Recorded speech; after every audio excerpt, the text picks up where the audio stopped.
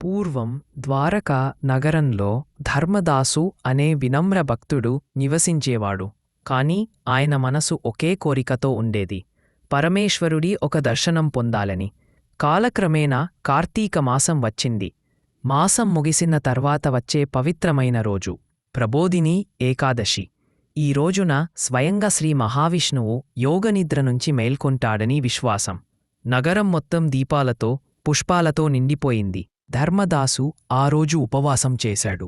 తన చిన్న దేవాలయంలో విష్ణుమూర్తి విగ్రహాన్ని తులసి దళాలు పుష్పాలతో అలంకరించాడు.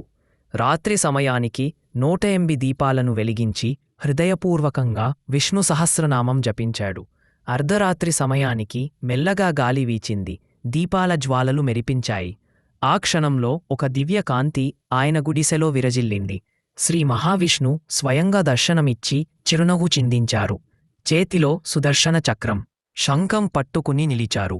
ధర్మదాస, అన్నారు విష్ణు, నీ భక్తి నా నిద్రను మాత్రమే కాకుండా అనేక మంది హృదయాలను మేల్కొలిపింది.